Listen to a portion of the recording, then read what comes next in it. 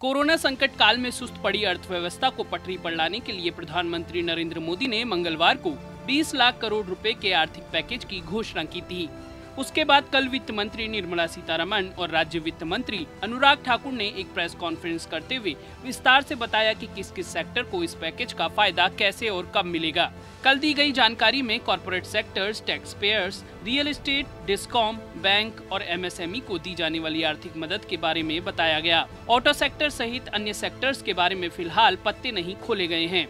जानिए वित्त मंत्री निर्मला सीतारमण ने प्रेस कॉन्फ्रेंस के दौरान क्या क्या कहा, पॉलिटॉक्स की इस खास रिपोर्ट में। ये है टॉक्स न्यूज नेटवर्क और आप देख रहे हैं पॉलिटॉक्स, राजनीति का कच्चा चिट्ठा। कल प्रेस वार्ता में किए गए ऐलानों में सबसे बड़ी खबर यह है कि इनकम टैक्स रिटर्न फाइलिंग की डेडलाइन 31 जुलाई से बढ़ाकर 30 नवंबर तक कर दी गई है। साथ ही टीडीएस में 25% की कटौती भी की गई है। इसके साथ ही 15,000 से कम तनख्वाह पाने वाले कर्मचारियों के ईपीएफओ खातों में सरकार 24% रकम जमा कराएगी। इन सब के अलावा क्या क्या निकला वित्त मंत्री के पिटारे से, आइए जानते हैं विस्तार से। टैक्स पेयर्स व कर्मचारियों के लिए निर्मला सीतारमण ने क्या क्या कहा। 15,000 से कम सैलरी पाने वाले कर्मचारियों की 24% रकम ईपीएफओ में जमा करेगी सरकार। ये रकम मार्च से अगस्त माह तक जमा कराई जाएगी। ये रकम कंपनी और कर्मचारियों की तरफ से होगी। इससे करीब 75 लाख से ज्यादा कर्मचारियों और संस्थाओं को फायदा मिलेगा। सरकार के इस ऐलान का फायदा सिर्फ उन्हीं कंपनियों को मिलेगा जिनके पास 100 से कम कर्मचारी हैं और 90% कर्मचारी की सैलरी 15,000 रूपए से कम है। 15,000 रूपए से ज्यादा तनख्वाह पाने वालों को इसका फायदा नहीं मिलेगा। कर्मचारियों का 12% की जगह 10% ईपीएफ कटेगा। हालांकि पीएसयू में 12% ही ईपीएफ कटेगा। वित्त मंत्रालय के मुताबिक 41 करोड़ रुपए जनधन अकाउंट होल्डर्स के खाते में डीबीटी ट्रांसफर किया गया है। साथ ही इनकम टैक्स रिटर्न फाइलिंग की डेडलाइन बढ़ा दी गई है। इसे 31 जुलाई से बढ़ाकर 30 नवंबर 2020 कर दिया गया है।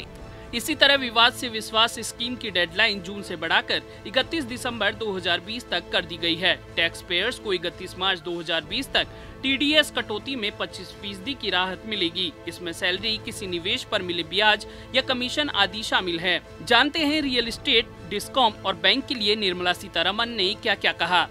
रियल एस्टेट के मामले में एडवाइजरी जारी होगा कि सभी प्रोजेक्ट्स को पूरा करने के लिए मार्च से आगे 6 महीने तक मोहलत दी जाए। डिस्कॉम यानी बिजली वितरण कंपनियों की मदद के लिए इमरजेंसी लिक्विडिटी 90,000 करोड़ रुपए दिए जाएंगे।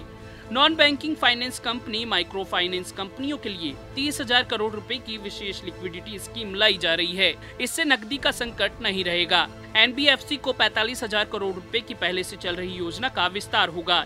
वहीं आंशिक ऋण गारंटी योजना का विस्तार होगा।